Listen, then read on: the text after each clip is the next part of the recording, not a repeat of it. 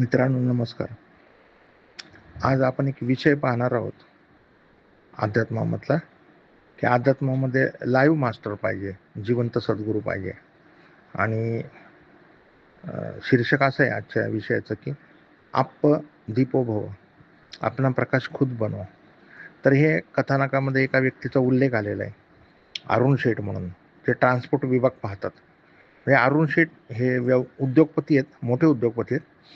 त्यांचा मोठा व्यवसाय आहे पुण्यामध्ये, आणि त्यांच्या व्यवसायासाठी त्यांच्या स्वतःचे 150 ट्रक आहेत.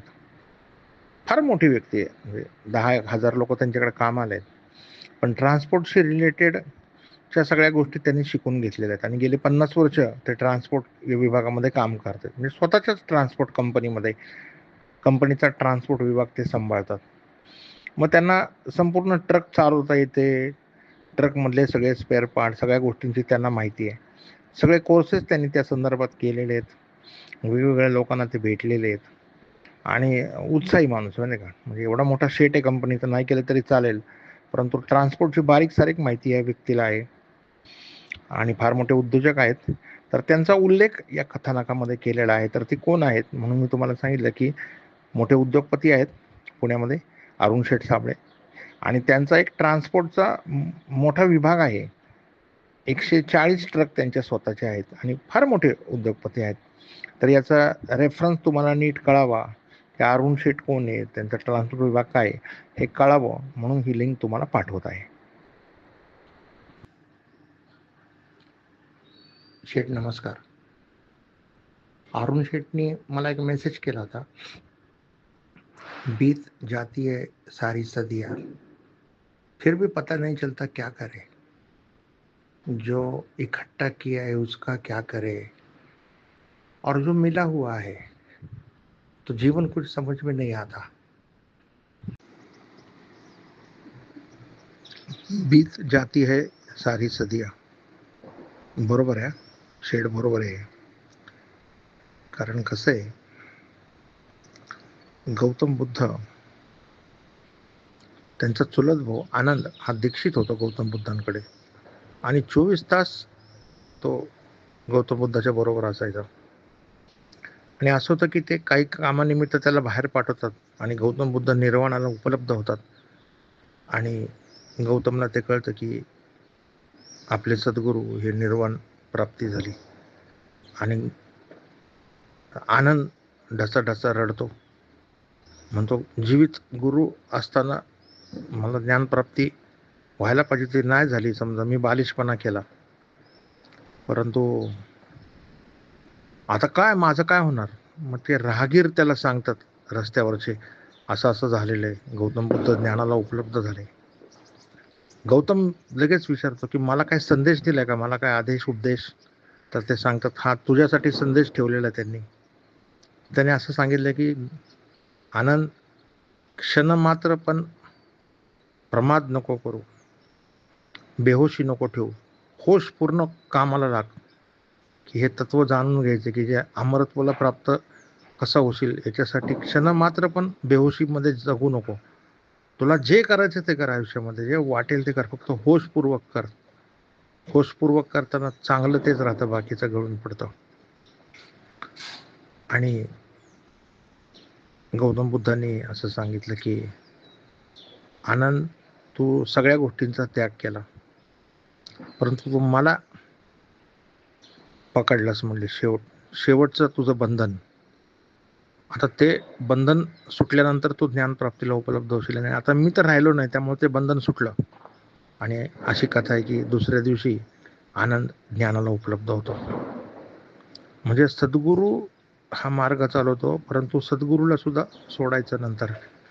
आणि माणसाला जे काही मिळवायचंय तो घेऊनच आलाय. आत्मा हा त्याच्याबरोबर आहेच, फक्त त्याची प्रचिती त्याला नाही, आणि ती प्रचिती सद्गुरू करून देतो. जसं तुम्ही पोहायला जाता, तर पोहायला जाता म्हणजे काय करता, तिथं जो प्रशिक्षक असतो त्याच्यात तो तुम्हाला कॉन्फिडन्स देतो की तू बुडणार नाही बाबा, तू बुडला तर मी आहे. आणि तो मध्ये पाण्यामध्ये बॅलन्सिंग कसं करायचं ते शिकवतो गुरुत्वाकर्षणाच्या नियमानुसार. आणि माणूस पोहायला शिकतो. म्हणजे स्किल त्याचंच असतं. जसं एखादा मनुष्य सायकल चालवतो, शिकवणारा काय करतो, त्याला कॉन्फिडन्स देतो की तू पडला तर मी आहे, आणि त्याच्यामध्ये तो सायकल चालवताना गुरुत्वाकर्षणाच्या अगेन्स्ट कशी सायकलिंग करायची, कसं पॅडल मारायचं हे शिकतो. म्हणजे सद्गुरू तुम्ही जे घेऊन आलेलं आहे ज्ञान, परमेश्वर भिकारी कोणालाच पाठवत नाही, प्रत्येकाला आत्मा दिलेला आहे, त्याचा स्वभाव येतो आणि मग त्याची प्रचिती सद्गुरू फक्त करून देतो. त्यामुळं आजकालच्या जीवनामध्ये सद्गुरू फार महत्त्वाचा आहे. एवढे सद्गुरू आहेत, एवढं ज्ञान आहे, तरी माणसामध्ये काम, क्रोध, लोभ, मद, मोह, मत्सर मूळ कारण असं की सद्गुरू जे सांगतो ते माणूस ऐकत नाही, फक्त सद्गुरूची पूजा करतो. स्वस्त मार्ग त्याने पत्करला. एखादा तुम्ही जेलमध्ये कैदी आहात, तुम्हाला जर बाहेर यायचं असेल तर बाहेर जो पोलीस आहे किंवा जेलमधून जे बाहेर गेलेले आहेत त्यांच्याशी तुम्हाला दोस्ती करावं लागेल, तर ते तुम्हाला मार्ग सांगतील. आणि सद्गुरू हे नेमकं ते काम करत असतो. त्यामुळं सद्गुरूचं जे महत्त्व आहे ते अनन्यसाधारण आहे. आता एक हा इन्सिडेंट अरुण शेठ मी तुमच्याबरोबरच शेअर करतो, कारण तुम्ही फार छान मुद्दा उपस्थित केला.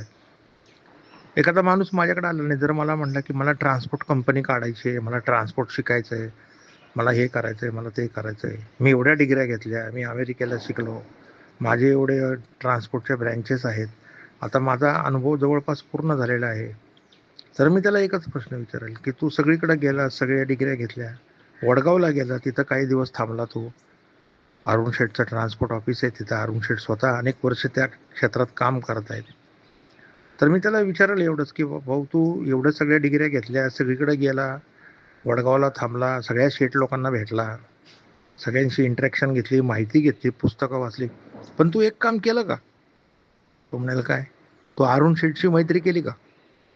अरुण शेठची मैत्री केली तर मग जमलं तुझं ट्रान्सपोर्ट, नाही तर तू जे करशील ते चुकीचं आहे. तू कधी गोत्यात देशील हे सांगता येत नाही. तुझ्या गाड्या कुठं धडकल्या धुडकल्या काय झालं तर कशा बाहेर काढायचे ते 5-10 सेकंदात फक्त अरुण शेठच सांगू शकतील, बाकी नाही कोणी सांगू शकणार. धडकायच्या आधीच ते सांगतील काय करायचा उपाय. देवा शेठ पण सांगाल, पण उशीर आहे, त्याला अजून आयुष्य घातलं ना ट्रान्सपोर्टमध्ये. त्यांचा अनुभव तुम्हाला मिळणार ना. सद्गुरू हा त्याचा अनुभव देत असतो, जीवित अनुभव. त्यामुळे जीवित सद्गुरू पाहिजे. आणि काळ बदलतो त्याप्रमाणे ते बदलत जातं सगळं, आणि म्हणून बाकी गोष्टी व्यर्थ आहेत. सद्गुरू जे सांगाल ते करायचं.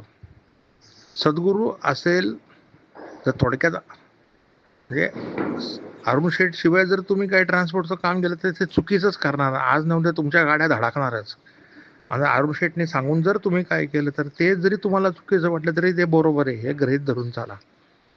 त्यामुळं माणसाला वाटतं की बाबा मी एवढे वर्ष अध्यात्मामध्ये काम करतो, मी एवढं पारायण केले, मी एवढ्या सत्यनारायणच्या पूजा केल्या, मी नॉनव्हेज खात नाही, हे व्यर्थ आहे सगळं. तुम्ही हे ज्या गोष्टी केलेल्या आहेत बाह्य कर्मामध्ये, ह्याच्यापेक्षा तुम्हाला सद्गुरूचा सहवास लाभलेला आहे का नाही? सद्गुरू त्याच्या सहवासात जे शिकवेल ते महत्त्वाचं. तो भक्ताची काय गरज आहे ते बघून शिकवत असतो. तुम्ही जर म्हणला मी 1 वर्ष काम करतोय, 5 वर्ष 10 वर्ष अध्यात्म केलं, पोथी वाचले, पुराण केलं, 1 वर्ष नाही, 10 वर्ष नाही, 10 जन्म 50 जन्म जरी करत बसला ना तर तुम्ही तिथंच राहताल. सद्गुरू असेल तर मात्र थोड्या अवधीमध्ये तो तुम्हाला त्यातनं बरोबर बाहेर काढतो. त्यामुळे जीवित सद्गुरू हा फार महत्त्वाचा आहे. आणि आजकाल माणूस नेमकं तेच करत नाही, कर्मकांडामध्ये फार अडकलाय. माझा तरी अनुभव असं सांगतो की आपण जे कर्मकांड करतो ना, ब्राह्मण करतात, म्हणजे मयत झाल्यानंतर ते पूजा करतात, दुसऱ्या दिवशी सावडायचा कार्यक्रम, मग विशेषतः दशक्रियेचा कार्यक्रम खूप मोठा चालतो, 3 तास. सत्यनारायणची पूजा असते लग्नानंतर, किंवा अनेक विधी आहेत आपल्याकडं, अनेक रुद्राक्ष आहेत, रुद्र आहेत सगळे. ह्याचा मला नाही वाटत माणसाच्या ज्ञानप्राप्तीसाठी काही उपयोग होत असेल. हा त्याच्यामुळे एक चांगली स्मरणशक्ती निर्माण होते. This creates a good memory. आणि गुड मेमरीचा काय उपयोग हो? नरक का रास्ता शुभ आकांक्षा से पटा पडा आहे. बघा तुम्ही किती चांगलं काम करा, कोणासाठी करा, शेवटी मृत्यू जेव्हा येतो ना तो दिवस आठवा. आणि म्हणून आत्ममुक्तीसाठी ह्या सगळ्या मेमरी प्रयोगाचा काही उपयोग नाही. कर्मकांडामध्ये माणूस फार अडकला. आणि ब्राह्मण त्याला जबाबदार, पुरोहित, पंडित, त्यांनी काय केलं, त्यांनी बरोबर माणसाला भुलवून ठेवलं आणि माणसाची क्षमता पण तेवढीच आहे. त्यामुळे त्याला ते बरं पडतं. मयत झाली की मग सावडायचं, मग तिसरा दिवस, मग दशक्रिया, मग जेवणं, मग दुखवटा काढायचा आणि त्याची घरगिरस्ती चालू राहते ना. त्याला ते आवश्यक आहे. कंडिशनिंग ऑफ माइंड करायला अत्यंत आवश्यक आहे. परंतु खरा जो धर्म आहे, सनातन धर्म, ज्ञानप्राप्ती, मोक्ष, एनलायटनमेंट, आत्मप्राप्ती करून घेणं आणि शरीर आणि मन कायमचं सोडणं, ह्यासाठी हे जे कर्मकांड आहे, जे पुरोहित पंडित करतात, त्याचा काही उपयोग नाही, अजिबात काही उपयोग नाही याचा. ह्याच्यामध्ये वेस्टेज ऑफ टाईम आणि मनी. परंतु हे ज्याचा अनुभव जास्त आहे, ज्याला ज्ञानाची चांगली पातळी आहे, त्याच्यासाठी गोरगरीब लोक, मध्यमवर्गीय यांना ते अत्यंत आवश्यक आहे, नाही तर ते जगू शकणार नाहीत. त्यांना कंडिशनिंग ऑफ माइंड करणं अत्यंत आवश्यक आहे. ते 90% लोकांना ते आवश्यक आहे. परंतु काही बिझनेसमन आहेत, मोठे पॉलिटिशियन लीडर्स आहेत, काही गरीब आहेत, पण त्यांची ज्ञानाची पातळी चांगली आहे मागच्या जन्माच्या अनुभवावरून, त्यांना या कर्मकांडाचा काही उपयोग होणार नाही. Moral of the story, Gautam बुद्धांनी शरीर त्यागण्याच्या अगोदर एक शेवटचा संदेश दिला, अप्प दीपो भव, अपना प्रकाश खुद बनव. दुसऱ्यांच्या जीवावर अवलंबून राहायचं, त्याची हुजरीगिरी करायची, मग त्याच्यावर अवलंबून राहायचं, त्याच्यापेक्षा आपल्याकडंच आहे ना ते, त्याचं जागरण केलेलं काही वाईट आहे. बरं, दुसऱ्याच्या मागं लागून ते काही होणारही नाही. दुसऱ्याने जर तुम्हाला समजा आत्मप्राप्ती करून दिली, एक दंडा फिरवला, त्याचा काय उपयोग आहे? तो परत उलटा दंडा फिरवल, झालं परत तुम्ही जैसे ते. तुम्हाला स्वतः मेल्याशिवाय स्वर्ग दिसणार नाही. त्यामुळे तुम्हाला त्याच्यातनं जावं लागणार. जसं मी सांगितलं की ट्रान्सपोर्टचं काम अनेक वर्ष केलंय, अनेक खस्ता खाल्ल्या, अनेक माहिती घेतली, लोकांनी अनेक फसवलं, अनेक अनुभव, ते आता उपयोगाला येणार. काही एकदम झालं नाही काही ट्रान्सपोर्टमधला ज्ञानी माणूस. आणि साधना एवढी सोपी ना, एकाच वाक्यात सांगतो, तुम्ही जे कृत्य करा ना ते होशपूर्वक करा, बेहोशीमध्ये नका. माणूस बघा जेवताना टीव्ही बघल, मित्राशी बोलल, हजार गोष्टी करेल, मग ते जेवणात तो होशपूर्वक नाहीये, बेहोशीमध्ये चाललंय सगळं. जे कराल तेच करा, बाकी काय करू नका, होशपूर्वक. आणि जे करायचं ते करा. तुम्हाला बघा जे काही चुकीचं आहे ते गळून पडेल. एक मात्र साधन आहे, ह्यालाच मेडिटेशन म्हणतात. होशपूर्वक करा. आणि हा एकमेव गौतम बुद्धांनी जो दिलेला संदेश आहे, अप्प दीपो भव, अपना प्रकाश खुद बनव, हा फार महत्वाचा विषय आहे. या जगामध्ये तुम्ही एकटे आलेला आहात आणि एकटे जाणार आहात. त्यामुळं ज्ञानप्राप्ती, आत्मप्राप्ती करून घेणं ही तुमची वैयक्तिक जबाबदारी आहे. पण कोणाच्या मागे लागण्यात काही अर्थ नाही. याचं सगळ्यात मोठं उदाहरण म्हणजे गौतम बुद्ध ज्ञानप्राप्तीसाठी जेव्हा गेले घर सोडून, सम्राट होते, राजा होते, 1 दिवसाचा मुलगा होता त्यांना फक्त. यशोधरा एवढी देखणी पत्नी होती, राजमहाल होता, सगळं सोडून गेले ज्ञानप्राप्तीसाठी. कारण लक्षात घ्या, ही तुमची जबाबदारी. त्या मानाने तर आजकालच्या माणसाला काहीच त्याग करायचा नाही, घरी बसूनच साधना करायची. कारण तुम्ही जर बाहेर जंगलात जाऊन साधना करायचं म्हटलं तर आता ते शक्य नाही. आता तुम्हाला तिथं जेवायला मिळणार नाही आणि काहीच मिळणार नाही. पूर्वीच्या काळी ती सुविधा होती. चौकामध्ये जिथं गावाची वेश असायची, तिथं काही घरं होती, राहगीर जे यायचे त्यांची राहण्याची, झोपण्याची मोफत व्यवस्था होती. आता काही कोणाला काही जमणार नाही. त्यामुळे तुम्हाला ज्ञानसाधना तुम्हाला आहे तिथंच करावी लागेल, घरामध्येच तुमच्या. आणि त्याला काय असं त्याग करायचा आहे? काहीच करायचं नाही, आहे ते सगळं तसंच ठेवायचं आहे. उलट फक्त ॲडिशनल त्याला धर्म साधना करायची आणि त्याचं जीवन त्याच्यामुळे सुखी बनणार आहे. त्यामुळे ही वैयक्तिक जबाबदारी आहे तुमची. मग माझी मुलं लहान आहेत, मग ते नोकरीला लागल्यानंतर बघू, मग माझी पत्नी काय म्हणेल, मग समाज काय म्हणेल. ज्ञानसाधना मनात करायची, ते काय बाहेर करायची नाही आहे. त्यामुळं मेडिटेशन किंवा जीवित सद्गुरूंनी सांगितलेले मार्ग किंवा मग ट्रायल अँड एररनी तुम्हाला चालावं लागेल. अनेक धर्मगुरूंनी केलेली साधना त्याप्रमाणे तुम्हाला करून पाहावी लागेल. त्यामुळं ज्ञानसाधना करणं, आत्मप्राप्ती करून घेणं ही प्रत्येकाची वैयक्तिक जबाबदारी आहे. इतरांच्या पाठीमागे लपण्यात काही अर्थ नाही. नाहीतर मग शेवटी मृत्यू आहेच तुमचा मग. आणि बघा लोकांचे मृत्यू कशा पद्धतीने होतात. साधना करून तुम्ही समाधीला उपलब्ध होऊ शकता. माणसाला बोधच होत नाही. की आपण आत्मप्राप्ती करून घ्यावी. शरीर आणि मनाच्या पातळीवरच जगत राहतो.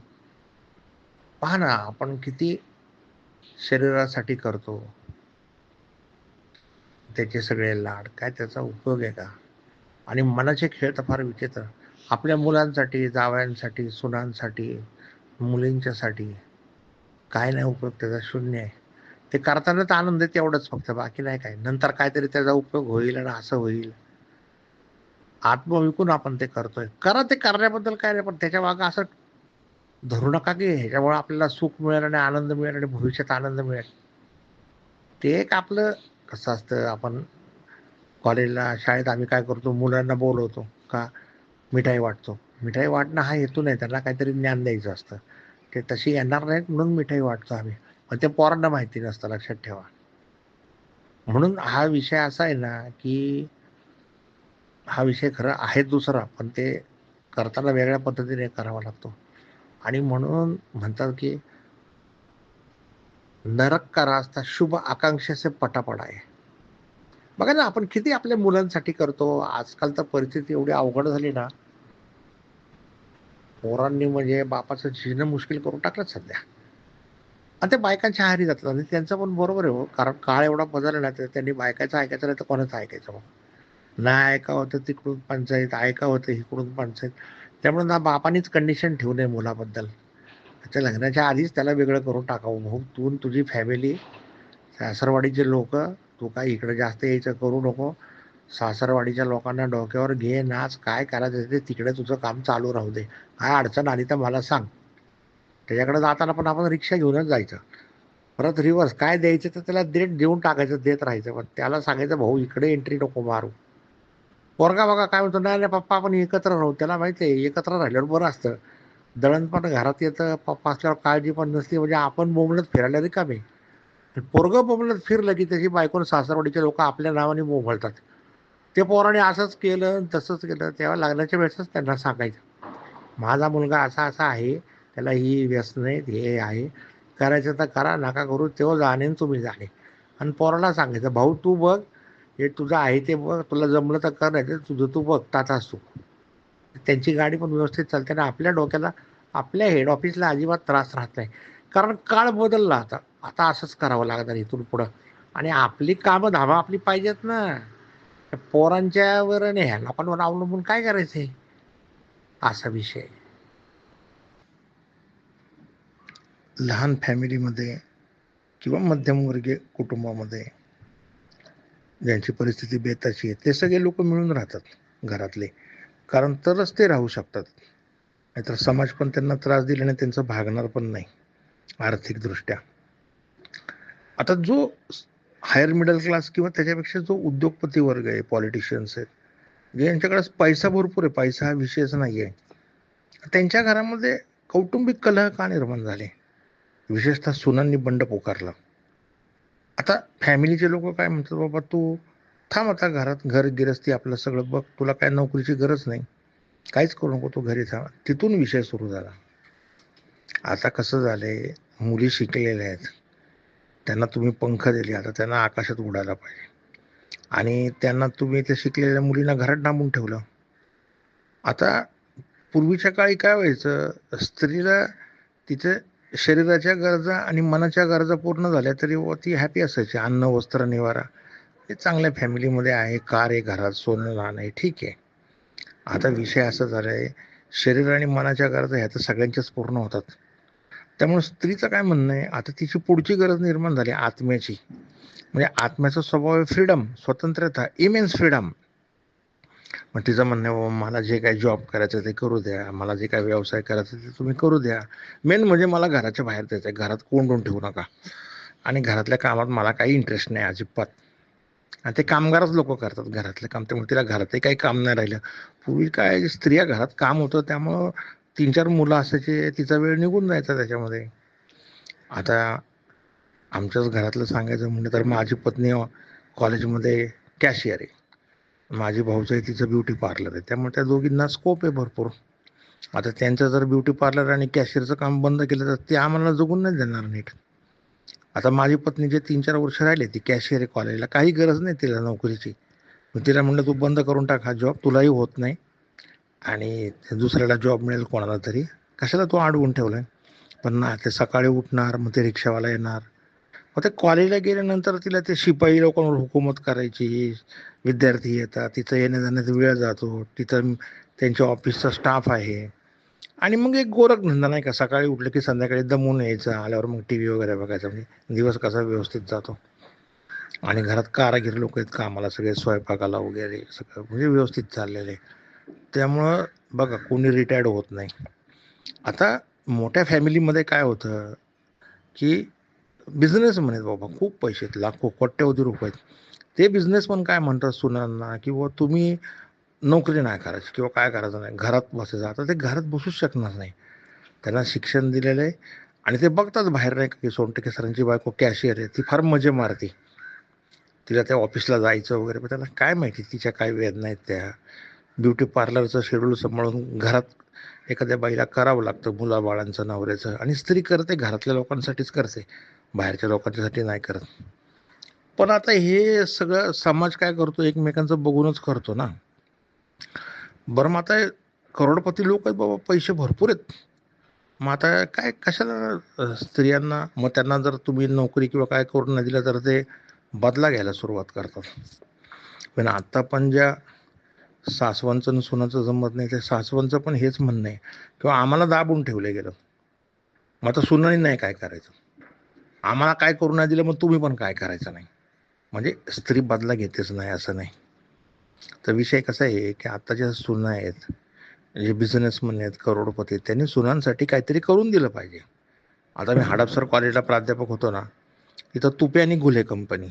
तर ते घुले कंपनीचं आमच्या कॉलेजच्या समोरच एक मोठी जागा वगैरे होती. तर ते घुले फार हुशार म्हणून त्यांनी काय केलं माहिती आहे का, त्याला 2 सुना होत्या, त्यांना एक खानावळ काढून दिली तिथं, जेवणाची खानावळ. खूप लोक गरजू कॉलेजचे इकडचे तिकडचे तिथे येतात आणि अत्यंत स्वच्छता, क्लिनलीनेस आणि चांगलं फूड अशी खानावळ काढली. आणि दोन्ही सुनांना सांगितलं तुम्ही हे बघत जा. आता हे मस्त ऐसपैस जागा, हॉटेल टाईप ते तयार केलं, चारी बाजूला ओपन.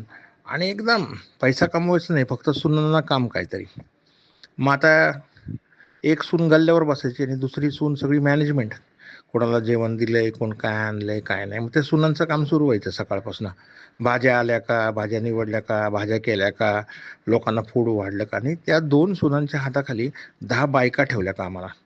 त्यातल्या 4-5 मुली होत्या कॉलेजच्या, ते फक्त वाढणं करायच्या.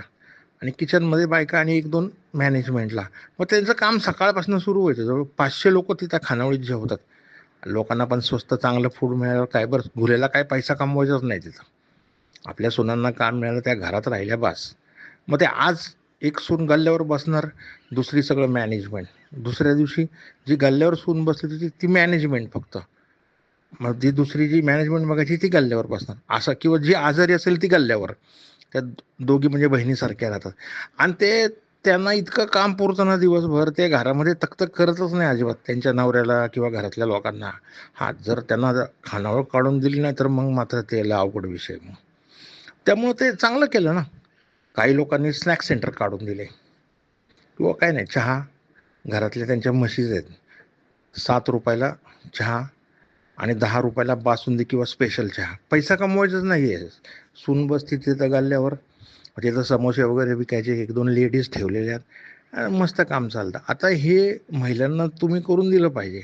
मोठ्या घरातल्या लोकांनी तिला काहीतरी बिझनेस करून दिला पाहिजे आणि आपल्या अखत्यारीत ठेवला पाहिजे तो. तर ती तुम्हाला सुखाने जगून देईल, अन्यथा नाही. जर तुम्ही त्याला नोकरी जरी करून द्या, जर फार शिकलेली असेल. पण मला वाटतं व्यवसायाचं हे सोपं चांगलं काम आहे आपलं. किंवा आता त्या सुनेला काही समजा सिरॅमिक बनवत असेल, किंवा अजून काही ग्लास वर्क करत असेल, काय लक्ष्मी रोडला दुकान टाकून द्यायचं चांगलं मस्तपैकी भारीतलं. 2-3 लेडीज ठेवायच्या हाताखाली आणि काय नाही ग्लास वर्कचं विकायला ठेवायचं. आणि आपणच जाऊन घेऊन यायचे नाही का. आपले कोट्यवधी रुपये कशासाठी आहेत, तिथला माल आपण नाही तर रवाना करायचा दुसरीकडं. ती काय सकाळी 4 तास दुकानी जाणार, संध्याकाळी 4 तास दुकानी जाणार. एरवी मग तिचं काही म्हणणं नाही, तुम्हाला अत्यंत मान सन्मान देणार ती. म्हणजे तिला पण तिचं पण बरोबर आहे हो, ती शिकलेली आहे आज. आणि शिकलेली असल्यामुळं काय तिला काहीतरी काम पाहिजे ना, मग इथं बिझनेस तरी पाहिजे किंवा नोकरी तरी पाहिजे. आणि ते तुम्ही करून दिलं पाहिजे. आता दौंडला आमचा एक मित्र आहे, व्यापारी मित्र सिंधी आहे. तर त्याची सुनबाई त्यांनी कल्याणची केली. कल्याणला सिंधी समूह भरपूर आहे. तर ती जी सुनबाई आहे त्यांनी विचारलं, बाबा काय करते का? ती म्हणे माझा पार्लरचा थोडा कोर्स केला. आणि गरीब मध्यम फॅमिलीतली, ह्यांच्या तुलनेत ते फारच मध्यम आहेत, पण मुलगी पसंत पडली. तर म्हणजे तुला पार्लर करायचं का? हा म्हणजे मला आवडेल करायला. मग काय केलं त्यांनी, ते तिचं लग्नाच्या आधी म्हणजे तुझं असे कोर्स कर की जे दौंडमध्ये पार्लरच्या सुविधा नाही आहेत. मग त्यातले काही कोर्स दिल्लीला होते. तर आमच्या मित्राची आई तिकडं त्या मुलीला घेऊन दिल्लीला गेली, त्या सुनेला, जिचं अजून लग्न व्हायचंय, तिथं ते कोर्स केले. आणि आता दौंडमध्ये त्यांनी ब्युटी पार्लरचं एक मोठं ब्युटी पार्लर टाकलं चांगलं सुनेसाठी. आणि आता अशा सुविधा आहेत तिथं की ज्या बाबा दौंडमध्ये आत्तापर्यंत नव्हत्या. मेकअप किंवा बाकी. आणि ब्युटी पार्लरला काय असतं, मुलीच असतात तिथं काम करणाऱ्या 2-4. मग येणाऱ्या पण मुलीच असतात. मेहंदी काढायची, डाय करायचा, फेशियल करायचं. मग तो म्हटला काय आहे, ते सुनेला करून दिलं. म्हणलं डोक्याला ताण नाही. म्हणला काय, तिला जर करून नसतं ना दिलं, आज ना उद्या तिने उठाव केलाच असता. मग आता हॅपी आहे म्हटलं ती. तर हा उपाय आहे त्याच्यावर. आणि जोपर्यंत तुम्ही हा उपाय करत नाही ना, तोपर्यंत तुम्हाला ते श्वास पण घेऊ देणार नाही. आणि तिची सासू तिला करून देत नाही, श्रीमंत घरातल्या सुनेची सासू का? तर ती म्हणते, मला काही करू दिलं नाही तर मी तुला काही करू देणार नाही. हा, असा विषय.